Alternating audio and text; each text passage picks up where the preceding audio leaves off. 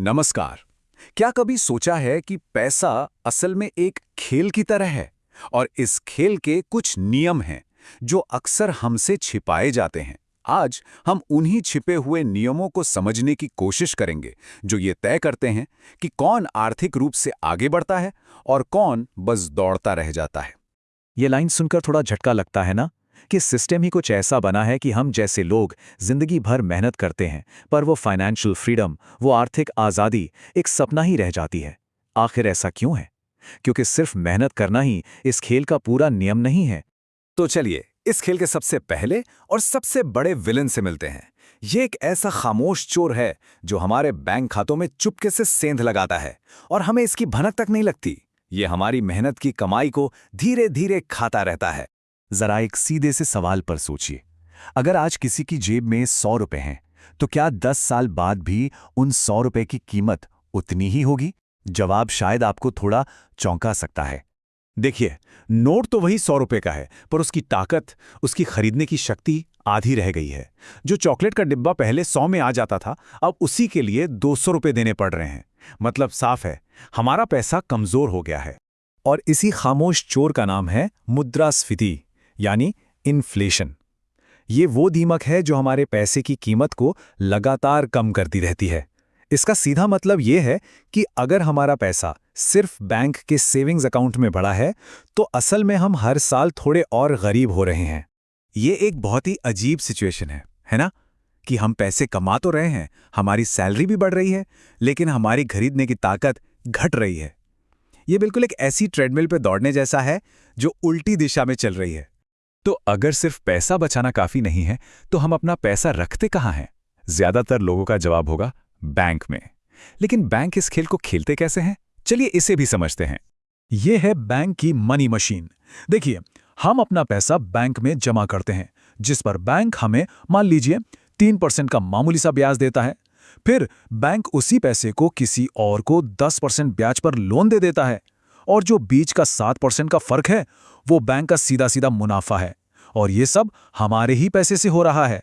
यही इस खेल का सबसे बड़ा सच है। पैसा आपका पर मुनाफा उनका। जब तक हमारा पैसा सिर्फ बैंक में रखा है हम इस खेल में सिर्फ एक मोहरे हैं, खिलाड़ी नहीं। और कहानी यहीं खत्म नहीं होती। इस खेल में एक और बहुत बड़ा खिलाड़ी है जिसके पास लगभग अनलिमिटेड पावर है और वो है सरकार। सरकार जब चाहे नए नोट छाप सकती है, लेकिन इसका हमारे पैसे पर क्या असर पड़ता है? ये एक बहुत बड़ी गलतफहमी है। सोचिए, अगर बाजार में अचानक बहुत ज्यादा टमाटर आ जाएं, तो उनकी कीमत क्या होगी? गिर जाएगी, है ना? ठीक वैसे ही जब सिस्टम में बहुत ज्यादा पैसा छाप दिया जाता है तो हर एक रुपए की अपनी कीमत गिर जाती है और नतीजा वही हमारा पुराना दुश्मन, इन्फ्लेशन। तो यहां पर ना दो रास्ते एकदम साफ नजर आते हैं। एक तरफ है आम इंसान का चक्र, कमाओ, खर्च करो, बचाओ और फिर से वही शुरू। ये एक पहिए की तरह घूमता रहता है। और दूसरी तरफ है अमीरों का रास्ता। वो कमाते हैं और फिर उस अपने पैसे को काम पर लगाते हैं। वो निवेश करते हैं और अपने पैसे को और बढ़ाते हैं। वो सिर्फ बचत नहीं करते, वो संपत्ति बनाते हैं। तो क्या इसका मतलब ये है कि हम इस खेल में हारने के लिए ही बने हैं? नहीं, बिल्कुल नहीं। अब जब हम समस्या को इतनी गहराई से समझ चुके हैं तो चलिए समाधान की बात करते हैं। इस अदृश्य खेल को जीतने के लिए सिर्फ 3 नियम हैं। ये हैं वो 3 गोल्डन रूल्स जो आपको एक मोहरे से खिलाड़ी बना सकते हैं। पहला, खेल को समझें, यानी इन्फ्लेशन और बैंकिंग सिस्टम कैसे काम करते हैं इसे जानें। दूसरा, अपने पैसे को काम पर लगाएं, यानी निवेश करें। पैसे को ऐसी जगह लगाएं जहां वो इन्फ्लेशन से तेज रफ्तार से बढ़ सके। और तीसरा, आय के नए रास्ते बनाएं, सिर्फ एक सैलरी पर निर्भर ना रहें। और हां, निवेश का मतलब सिर्फ स्टॉक मार्केट या प्रॉपर्टी नहीं है। सबसे बड़ा और सबसे जरूरी निवेश जो कोई भी कर सकता है वो है खुद पर। कोई नया स्किल सीखना, अपनी नॉलेज बढ़ाना, अपनी सेहत का ध्यान रखना। ये वो निवेश हैं जिनका रिटर्न जिंदगी भर मिलता है और ये हमारी कमाने की क्षमता को कई गुना बढ़ा देते हैं। ये बात गांठ बांध लीजिए। हो सकता है कि सिस्टम हमारे हिसाब से ना बना हो, लेकिन ज्ञान वो चाबी है जो हमें एक मोहरे से इस खेल का मालिक बना सकती है। जब हम नियम समझ जाते हैं तो हम सिस्टम का इस्तेमाल अपने फायदे के लिए करना सीख जाते हैं।